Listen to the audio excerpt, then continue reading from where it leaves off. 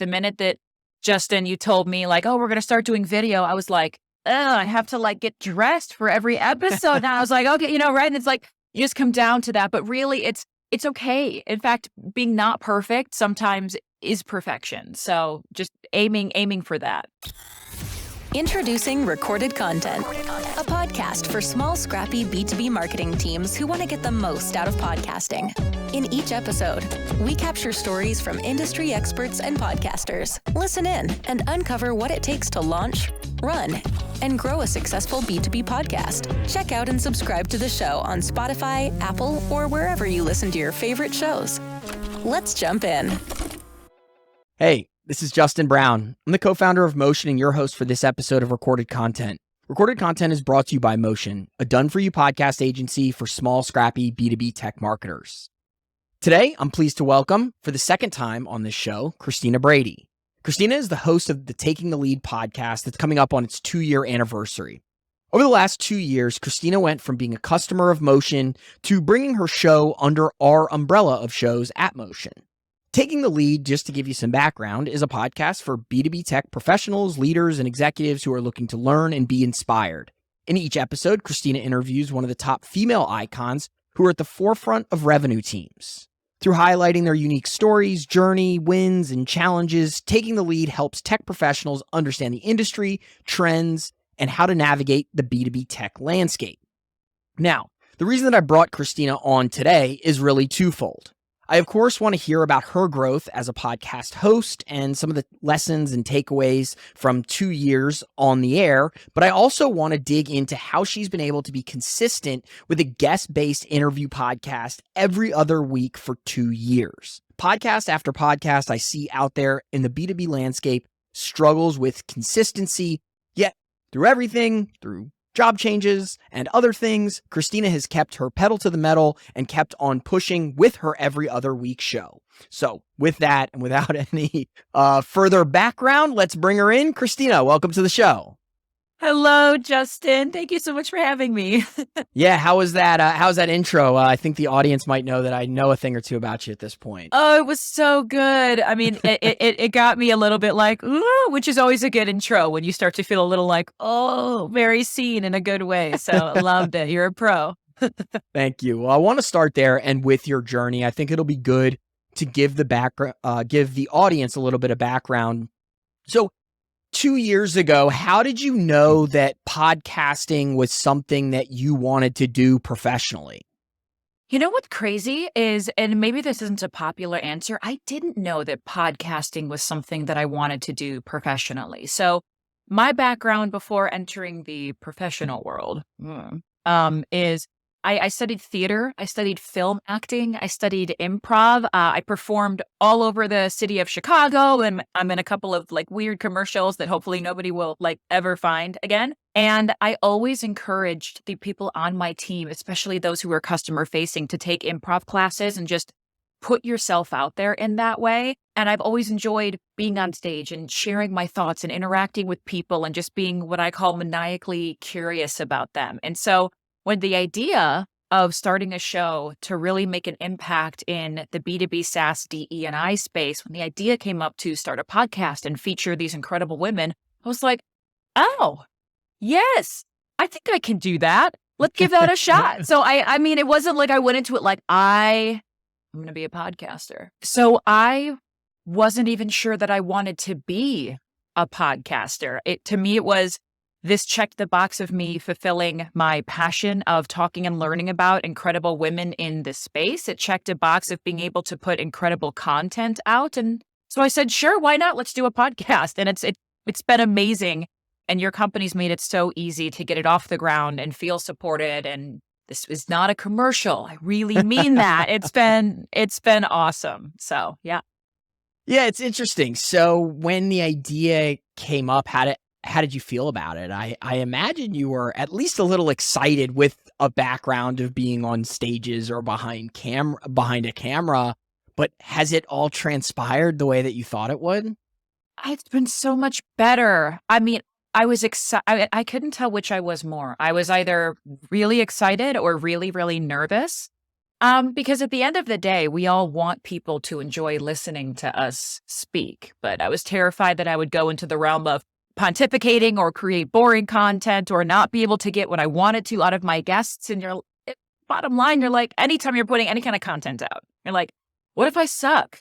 Like, what if I suck? And then I just have all this stuff out there that sucks. So I was half really, really nervous, and then half just excited because I said, it doesn't just impact me. If this content doesn't resonate, it impacts my guests and they're trusting me with their stories. And so I needed to be able to do that justice. Yeah, and I'm sure some of those feelings of, is this going to be good enough? Are people going to care? Also led to some of, you doing enough homework to make sure that it got there and not just thinking, hey, I'm just going to put something out and it's going to get the job done, but really trying to put something out there that people were going to care about. 100%. And that's the big thing with my show is one, so many of the times that I'm having conversations with the incredible women that I have on my show, the brilliance truly pours out of them. And the first time that you do anything is usually the best time. It's the most passion. It's super authentic. And so I also wanted to be careful to not cross the line of being too overly prepped and having answers that felt generic or rehearsed. Like some of my favorite moments from the show are the moments that were completely off the cuff, that we laughed about and had a real laugh about, or real moments on the show where I'm learning something from them. And so what it means is I have to do this balance between doing my research and making sure that my guest feels confident and prepared, but not rehearsed. So finding that balance has been interesting. And how have you seen yourself over 2 years evolve as a host? I would say I've gotten a lot more comfortable. And the thing that I've gotten more comfortable with is actually injecting a little bit more of me into the show. I would say the first couple of episodes, I was so careful to really highlight my guests and pull out their story that there's not a whole ton of me in there. And honestly, that's fine. There doesn't need to be a lot of Christina in anything. But over the last 2 years, I've sort of found my ability to share my own thought leadership and my own ideas and my own stories without crowding my guest or making them feel like suddenly they're an audience listening to me. So it's been sort of, I guess, creeping in and figuring out where do I fit in within my own show without taking over the show or trampling on their narrative. Yeah, it's such a fascinating dichotomy of interviews.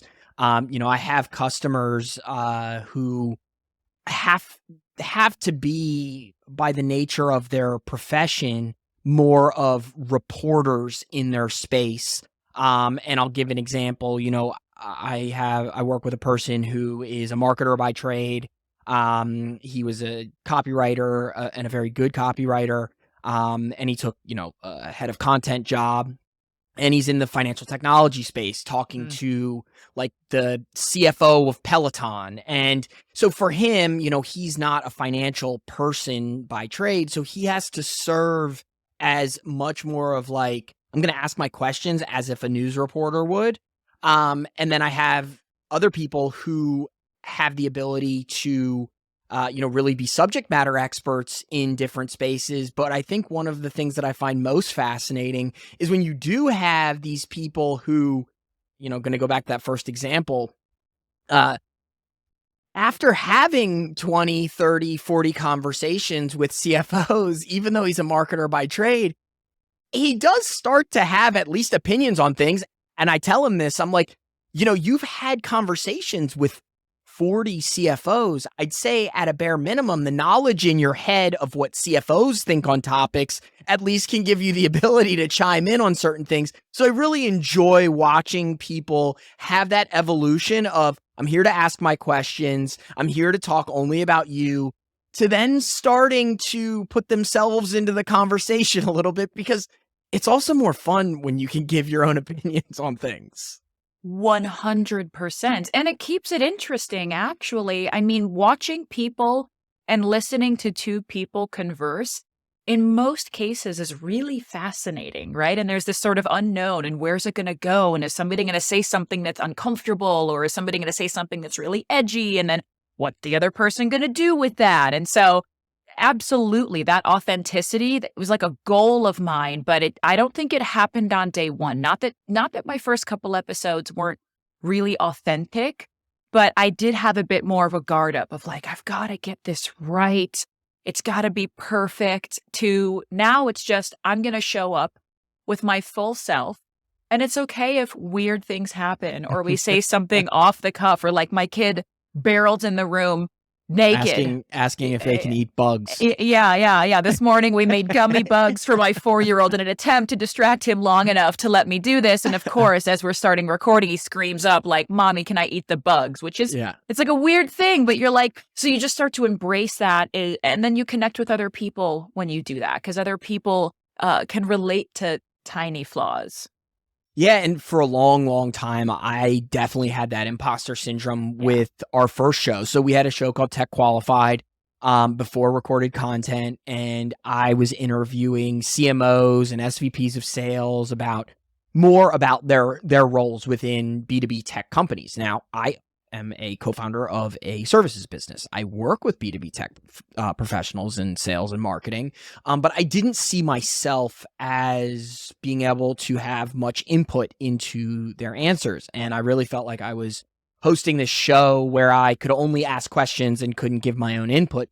And I think a little over 2 years ago or somewhere around there, probably not much longer than your show, we pivoted our show away from Tech Qualified and onto this new show, Recorded Content. That is about B2B tech marketers and podcasting. And even then, when we first started, I felt more comfortable with the content, but I still served as kind of this arbiter of asking questions. And now, as you can hear me kind of opening up right now, I just feel much more comfortable in my show. I have more fun being able to talk about things from my perspective, even when I ask questions, and finding the ability to do that where you don't make the guests feel uncomfortable or that you're trampling them, I do think makes the show a little bit more fun. It does. And it also keeps the conversation going. You get to the point where it gets stale for everybody in the room and everyone listening when it's, I'm going to ask you a question and you're going to answer them. I'm going to go, "Oh, wow, that was a great answer. Next question." Right? Yeah. And like we hear it and you're like, I'm not here to interview people. I'm here to have a conversation. And within that conversation, we're going to uncover so many things. Even me and my guest don't know where we're going to go. But then the more you start to contribute, I find when I would start to tell my own stories or my own ideas, I would see their body language relax a little bit and they'd sit back. And I was like, now we're just two people talking about cool stuff. Yeah. And I've had this question to me before. There are shows out there, and this is how Tech Qualified was for the most part, where you ask like this set list of questions because everybody pretty much has the same background. And that's what I was doing. And it was just like so mind numbing after I'd done 100 episodes of that, asking the same 10 questions of like, how does sales and marketing interact at your organization? And I'm like, and the thing is I got a lot of positive feedback on the show, but I just wasn't enjoying it anymore. I was like, I can't ask this question again or I'm going to put my head through a wall.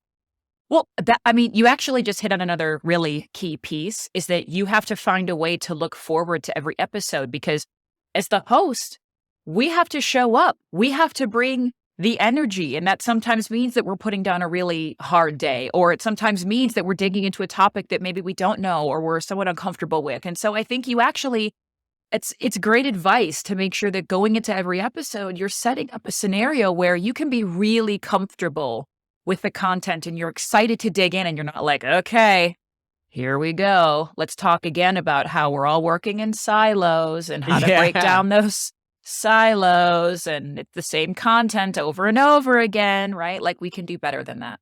And where I get really excited about episodes, you heard, we joked about it even after I finished, was my intros. I really work hard at those intros to these shows to make sure that I'm setting up, what is this episode about and how is it unique in its own way? I know you have your guest profile and we're going to talk about that.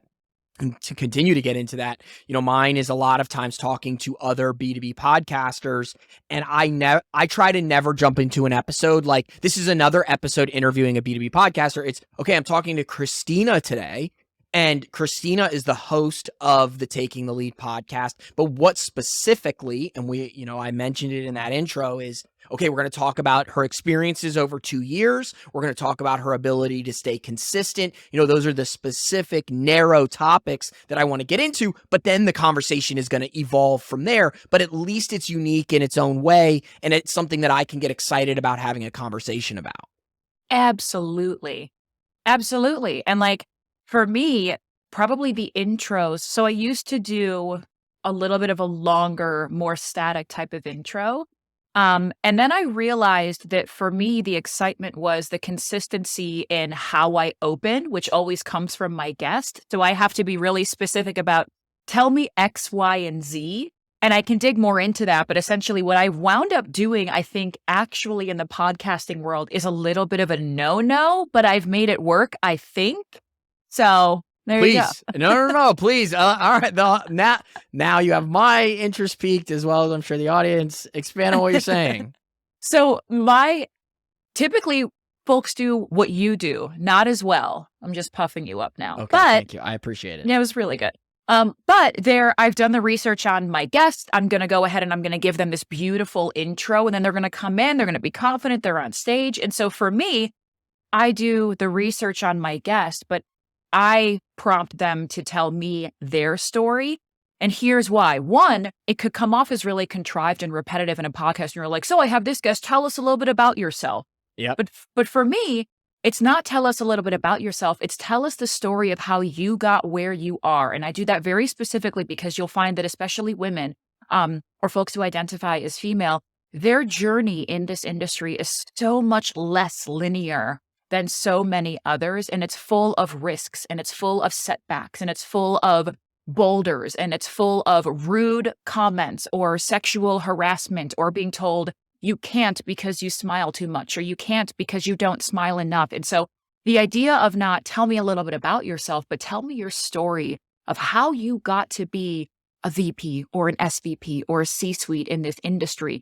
Every single story is different and incredible, and none of them are linear or predictable. And every single one of them has this personal element of, I didn't think that I could, or somebody told me that I can't, or I experienced X and it motivated me to go do Y. And so those stories are actually the entire basis of why we do the show. So it's technically a no-no, but it winds up working.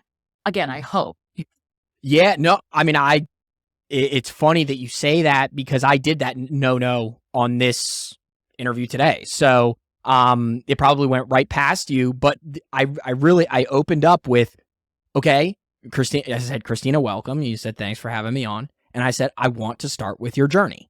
That was the first thing I said. And then I said, how did you know that podcasting was something you wanted to do? And I knew that the answer to that wasn't going to be linear. You weren't going to say, okay, yeah, back in, 2018, I started doing some webinar series. And then I was like, oh, a podcast is going to be a fit. I knew that it wasn't going to be linear. I think that the important piece is, and I think what you're getting at is, when you ask that background question, tell me about your journey, tell me about yourself, whatever it may be. If you've done your homework enough on the guest, or you know what your topic is, if you phrase it the right way, you're not going to get like, okay, yeah, so back in 2004, I graduated from, XYZ university. From there, I took my first sales job. I was a BD, and you're like, I was a BDR at whatever. EMC, making cold calls for data storage. And then if you know your story and your guest enough to know what you're trying to tackle, I don't think that question is necessarily a no-no. I think it's more about like, are you setting up your episode well? And are you not going to bore the heck out of your audience? I think if you could do that, you could be successful with that question. Oh, totally. And not bore the heck out of your guest. Because that's the other thing, is we want to entertain and delight the people who are listening to the content. And we want them to leave that episode feeling something, but something big. And that something could be joy. That something could be motivation. That something could be inspiration. That thing could be like anger or frustration, right? Like maybe you hear something that really kicks you up. We've had a couple episodes where, the content leans to particular viewpoints, right? And we go really, really hard. But am I making the listeners feel something big and meaningful? And is the guest leaving feeling like, wow, I just had a great conversation? Or are they like, God, I hope nobody hears this. That was terrible. We don't want Yeah, that. and I think there is a sense of you having to know what you're trying to get out of those kinds of questions when you bring in a show as well. Because what I tell a lot of our customers is, and I think I've probably said to you, which is why you're like, Justin, I promise I'm doing this for a reason. Which is sometimes if you do ask people that background question, they are just trying to do what you asked. And so if they talk for 15 minutes about their background, because you said, tell the audience about your background, that's not their fault. That's your fault. So if you don't know what you're going to get out of that question, please be careful with it, because they may just be trying to do exactly what you asked and think they're doing a really good job. And really you're sitting there like, oh my goodness, when are they going to finish this answer? Because I actually want to get into the content, which, Christina, I'm going to do a little bit of a pivot here. This leads into my next question, which is the actual content itself. I'm curious, over this 2-year period, after you've had, I think, going on 50 interviews, what kinds of changes and adjustments have you made to the episodes themselves and what you're putting out? I would say I've gotten better at pivoting my guest when I need to cover more content, to constantly be thinking. I'll start it this way. When I first started recording, I recorded the episode, we had the conversation, and luckily I had some really incredible guests, and those episodes were so, so strong. But I quickly realized that I was also going to have to, on the back end, while I'm participating in these conversations, think to myself, how much time are we at? Where do we have to go? What else do I want to make sure that I'm getting out of this episode? And sometimes you have guests that are a little bit more shy and they're a little bit less talkative and they don't necessarily dive in and like circle around every answer. And so those folks, I have to pull more out of them and I have to be ready to really hard pivot them to get them where I know that they need to be. And on the flip side, you have some guests who are really, really open to talking, but they take side paths, they tell long stories, and you're like, oh my gosh, we're going to hit like, I've had some guests where we're sitting in the opener for like 20 minutes and it's unbelievably interesting. But then I go, oh my gosh, we have a topic we have to hit. And it's not for the show that we have to hit that. But in my prep with every single guest, I say, what do you want to be known for? What type of thought leadership do you want to exist in the world to be tied to your brand? And what I'm going to do in this show is pull that out of you and put it on a platform for the world or this industry to see. So what do you want to be known for? Big responsibility. And so I have to make sure that I'm also doing my guest justice because they're spending their time with me. They're giving me their trust. And I can't say, I'm going to elevate your thought leadership and then do an episode that's 45 minutes of them just telling their story. That's a fail on them too. So over time, I've evolved to be able to look at the time and almost multitask better because I'm comfortable recording now. And so then I can keep us on track. I can pivot kind of like what you just did. Yeah. I mean, you have to. We could have sat there. I can complain all day about bad intros to episodes, and how I'm listening to a podcast and I'm like, this is not like I know you probably have, not you, Christina, a proverbial you of just listening to a B2B podcast out there. And I'm like, I know this person prepared for this. I know they have good content, but they're stuck in their intro and they're talking to this person about their background, and not that it's not interesting, but they need to get out of this and move on, so that the audience, so they don't lose the audience, right? You know, I mean, my job and what comes along with it is that I sit down with B2B podcasters and try and help them to have their podcast be successful. And one of the things that I tell them is don't sit there in the intro.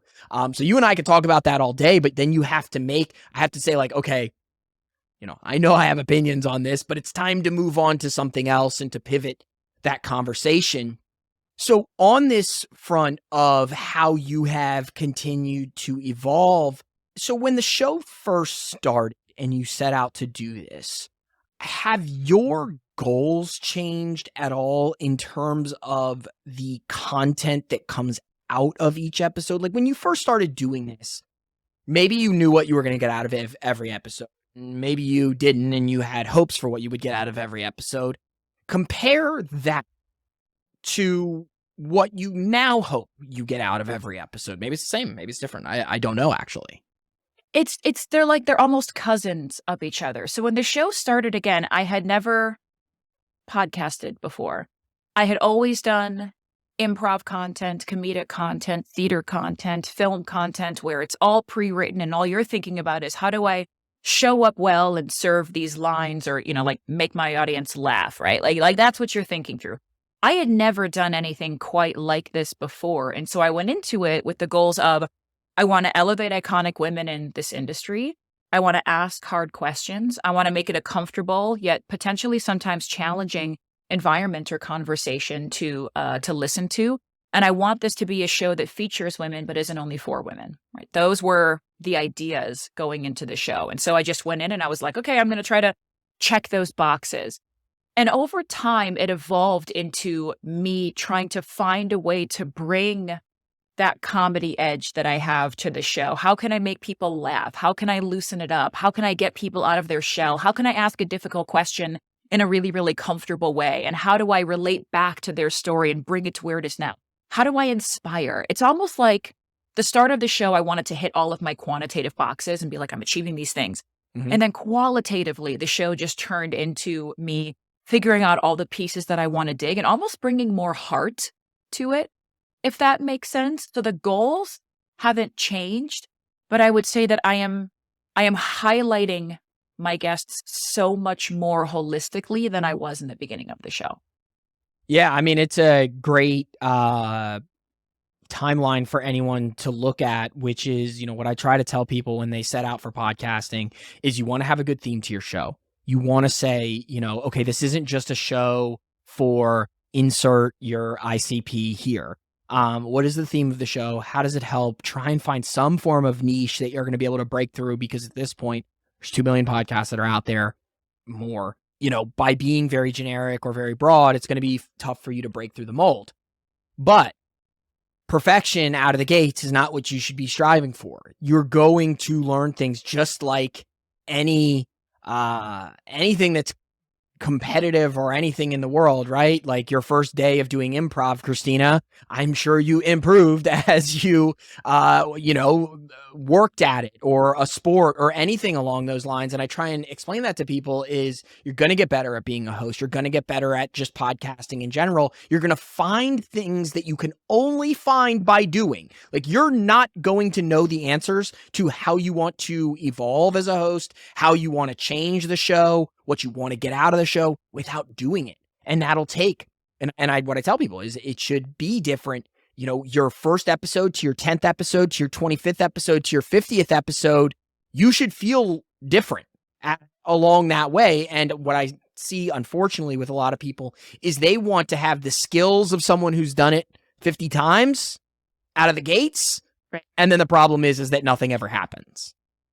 100%. If that were the way that you learned anything, people would try to sprint a marathon, right? And you're like, you just can't. You've got to train for these things. And I'm going to continue learning and evolving and changing things. But absolutely, it's uncomfortable until it's not. But the first time that literally anybody does anything, it's uncomfortable and it's the first time and it's not perfect. And I also feel like that's a narrative in business that we could celebrate a little bit more, is celebrating when people are doing things for the first time, making it safe for them to make those mistakes and fail forward. And that's another piece of it that we'll also hear through the incredible stories of these women is I made a mistake, or that job wasn't for me, or identified that I should not have been there, or I was communicating too emotionally or not emotionally enough. So it's like all of the learnings that we have with these various folks, they're all brought into it. And I take the learning as well, just running the show.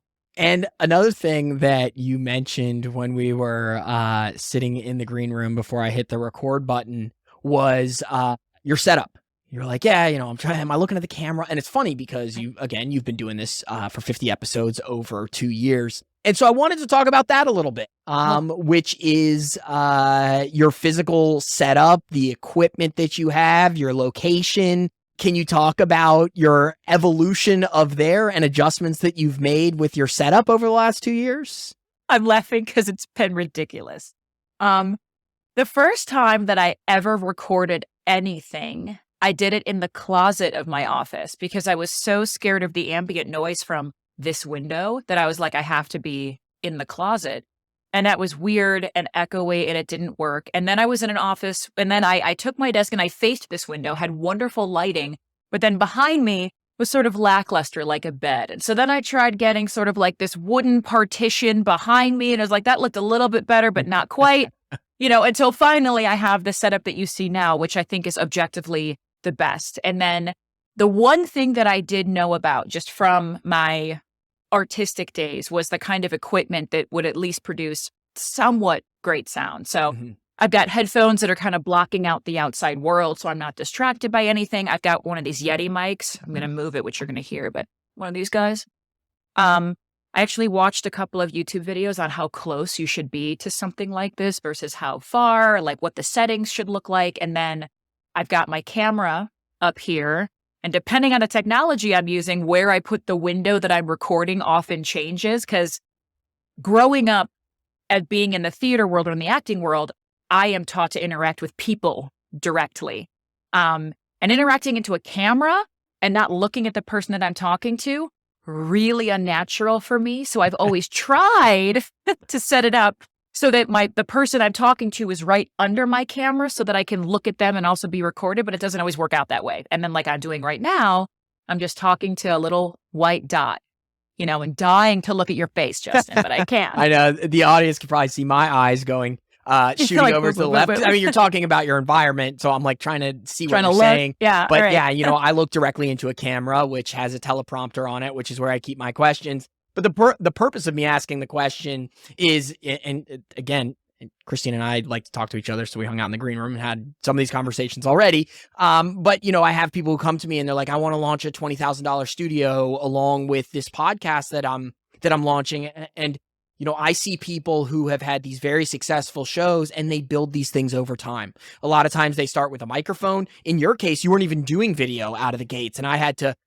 start to put a little bit of pressure on to get to the point where we were doing video. But it was just an audio show with a microphone and I didn't know where you were recording because you weren't on video. And over time you have built out, okay, now let's get a nicer camera. And then at some point I said, hey, Christina, so about the bed in the background.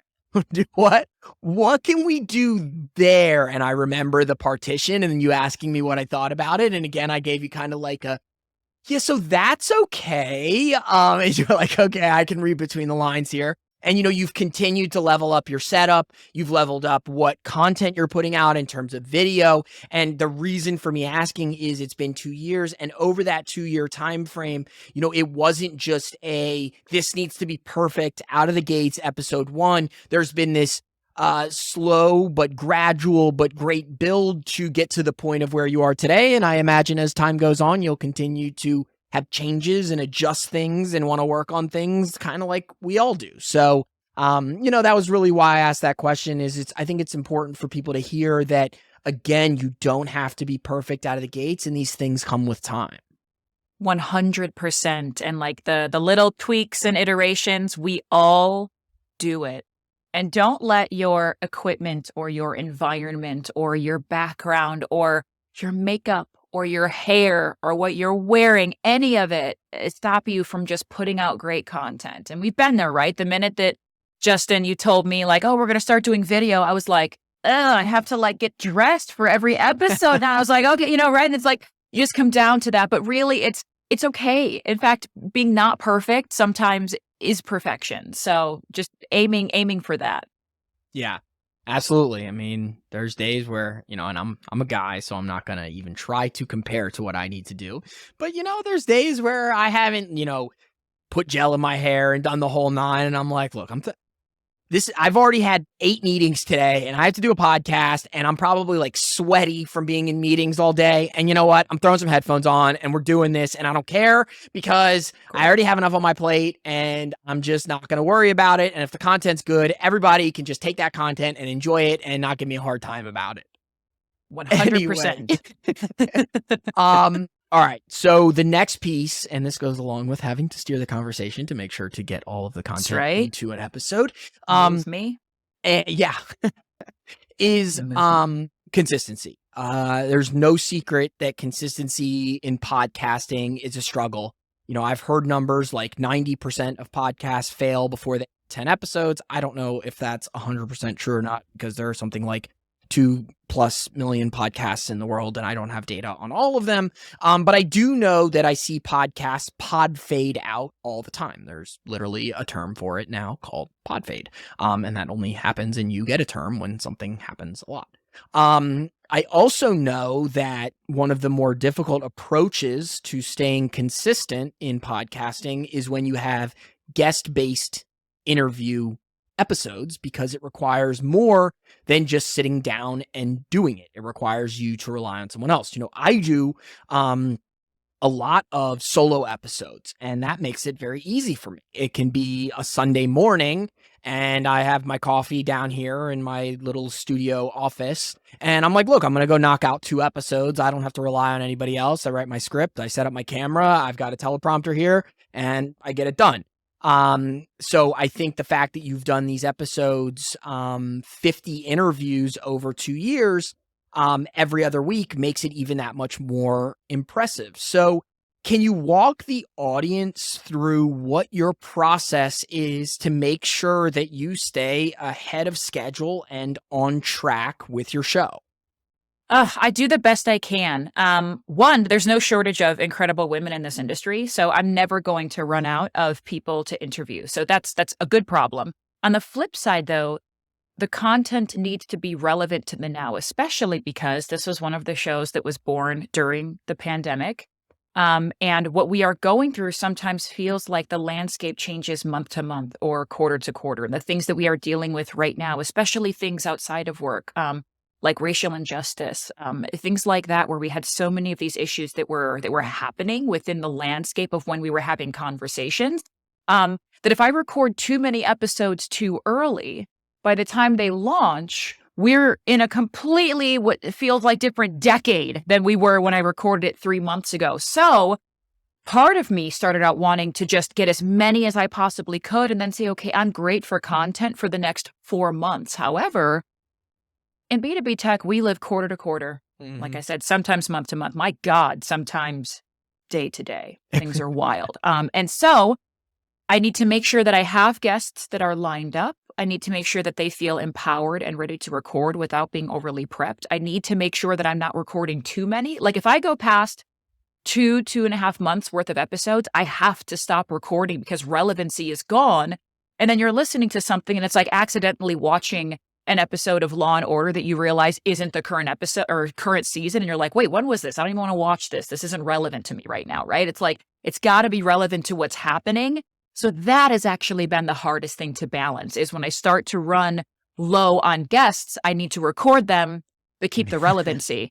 Yeah. And then in this industry, you know how busy executives are. When we get to the end of any quarter or heaven forbid, the end of a year, asking for an hour of people's time is a lot and it's difficult. And I will often have times where I have, happened the end of last year, I had 4 or 5 episodes all lined up to record to get me through quarter one.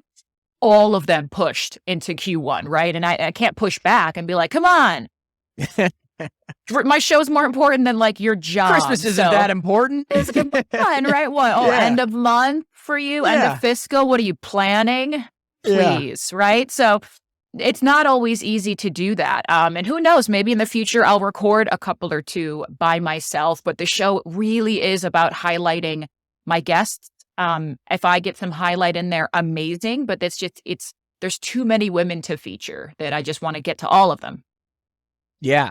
And look, I don't even know if I know 50 people and you've conducted interviews with 50 people. And I know that you say there's not a shortage of women out there to interview, but you still have to find them. Right. You have to get to know who they are and whether or not they're going to be a fit on your show. So are there approaches that you're taking to make sure that you can meet these people? Like, are you doing anything like, hey, or, when you have a guest on, are there other people that that are like yourself that you find impressive? Like, what are you doing to fill that pipeline of people? You said the word pipeline, you're going to spark the sales leader in me. I have a solid inbound and outbound strategy. Yeah, The no, great. the inbound strategy is I get a ton of referrals, and those are people gender agnostic that reach out and say, I just saw this incredible person, or I just talked to this incredible woman and they would be so amazing for your show. Can I introduce you? I get a solid amount of those. And then on the flip side, I will honestly cruise LinkedIn or whatever social channel or media, or if I see a company that does something really neat, I'll look into the company and I'll say, like, who are the female leaders and who can I grab to like highlight while they're doing something kind of neat? So there is like an inbound and outbound strategy, and it's kind of always looking and always intaking. And, the rough part is sometimes there is somebody who I know would be an absolutely incredible individual to talk to, but you do have to say no to guests sometimes when they're not in the right industry or they don't have the right experience or it's not going to connect, because that's the other thing that I want the show to keep is focus, right? I can't interview every incredible woman in the world because we do have a lens where we are teaching people tactic and skills and how to be successful in this B2B SaaS landscape. Yeah. So I could bring on a professional speaker who is incredible and motivating and wonderful, but if they're not in this industry, I'm sort of veering off path in terms of what one of the show's core values. And so I also have to keep that in mind. Yeah, for sure. I've had to do the same thing with our show, which is niche in its own way, which is, B2B podcasting. And, I'll have people who are like, hey, I talk to marketers too, and I'm a copywriter, and I want to talk to you about how, what we're seeing in evolution of copywriting with AI. And I'm like, that's very interesting to me. And we're looking into that stuff ourselves, but our audience is not looking to have that conversation, and then you have to turn people down. So that's always fun. My last area that I wanted to tackle today is just the impact that running this podcast has had on you professionally. You don't do this for 2 years every other week for no reason. There has to be something you are either personally or professionally getting out of this. So how has running an every other week B2B podcast impacted you as a professional over the last 2 years? Through helping other people realize that it's okay to be heard, and it's okay to speak up, and it's okay to give yourself a pat on the back, I've wound up doing the same thing. There are people that I don't know, that I've never met all the time, who will reach out on LinkedIn and say, I listened to your podcast and this episode specifically, and I'm going into XYZ meeting so much more inspired, or I have what I need. And being able to make an impact on people like that, I feel so lucky. So many people don't have the opportunity to do that. And so I can reach so many more people, and I can encourage others to do the same, because that's my whole idea. Is I want to show women, I want to show the people of the world who identify as female that your voice is important, no matter what. And if you're not comfortable getting your voice out there, then I will help do it for you, because we need more of that. We need more diversity and equity in this B2B landscape. And there's incredible people doing incredible things that never get their light. And in the past, I felt like that before. I felt like I'm doing incredible work, and sometimes you're not seen. So feeling seen, and being able to make an impact on these individuals and an impact on this industry, it keeps me going. Mm-hmm.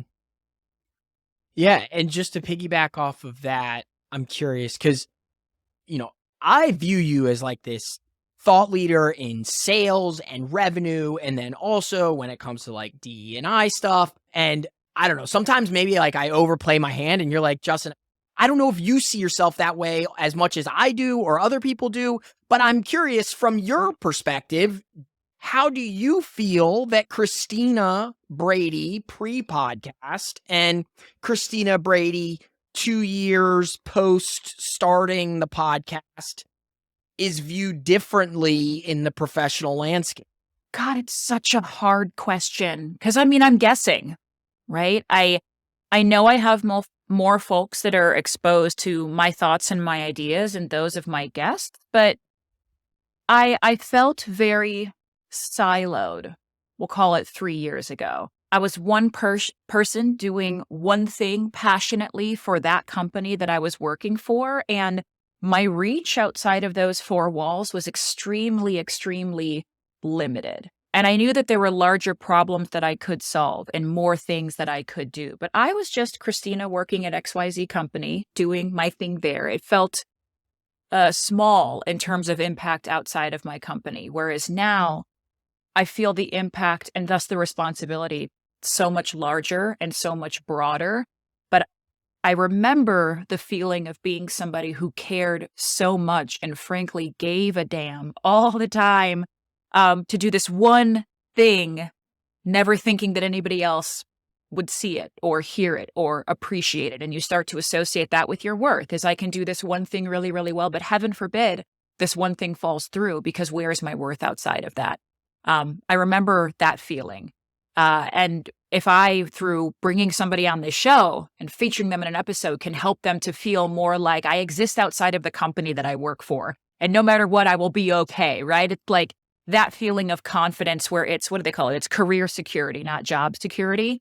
I think that's what having a voice and being able to be, as we call it, a thought leader can help you with, is that career security, never feeling like the one job you're in can ultimately impact and ruin your life if they remove it, because all of your eggs are in that basket, right? It's so much broader. And I just want that for more people, especially women, and how they're impacted at work. Yeah, and it's one of the things that for me, so for the audience, I don't know how much you know about Motion's network of shows, which we're in the process of actually rebranding that and giving it a better name. But basically, you run these 6 shows, and I host, Tristan, my business partner and co-host of the show. We host this one, but then we have a bunch of others that we run, and I think that we run as the production side of it, and we have these hosts, and Christina, we have Camille Trent, Nick Bennett, Aaron Balsa, and we're launching a couple others with the Juice, whatever. But I think one of the things that for me, I get the most joy out of doing these shows is that I watch these individuals be able to have something that is more than just their LinkedIn profile and a post every day, or maybe they have a Twitter. But Christina, I know if ever you, and you can tell the audience, I'm going to ask in a second where they can go to find you, where you're working, what have you. Yeah. But let's say in a year or 2 years or 5 years, whatever, you're probably not going to retire at the company that you just took a job with. You're going to be out there looking for another thing. And one of the things that I think is so cool is these people that we work with on these shows, they have this piece of intellectual property that they can point to and say, like, look outside of my job, and here's my resume, and here's what I do on a daily basis, and here's how I'm going to help your company. But outside of that, like, and I'm not just an influencer, and for the audience who's listening, I'm using finger quotes. I'm not just an influencer who posts on LinkedIn and gets a bunch of likes, but like, I'm actually doing something. Like, I'm doing something with the knowledge in my head to put out some kind of, in my opinion, awesome piece of content that is this podcast, that I'm putting something back into the world. And I think personally, if you or Nick or Camille, and these are the other hosts of those shows, were to be head to head in a competition for a job that you really want one day, that you can then point to this thing and be like, look at this thing that I've been doing for 2 years. I've done it every other week. Like, you have a physical thing you can show somebody of the work and worth of what you do. And that for me is something that I get a lot of joy out of, and why I think that you, Nick Bennett, Camille Trent, all these people are now getting on to 2 years of working with us on these shows that are a lot of work for you, and saying, hey, I really feel like I'm building my own, I don't even know the term for it, but like I'm building my own legacy of who I am as a professional. And that for me is always fun to watch. Oh, the word legacy like hits a chord, and that's exactly it. Where, what are we doing here? What can we not take with us, and what are we leaving behind? And who exists in the room when our name is brought up and we're not there, right? It's like that's what all of these things are going to build. But something around legacy is really, really important to my heart for so many reasons. You could learn all about them by listening to the show, but it's the legacy, right? There's a piece of me that is encapsulated somewhere. And that's not just me as the host. That's every guest that's been on the show can now point to that and say, what, I didn't host this show, but look at this show that I was on. Look at this show that I was on. You can hear me and see me in all of these different places, and it's legacy. That's exactly it. Awesome.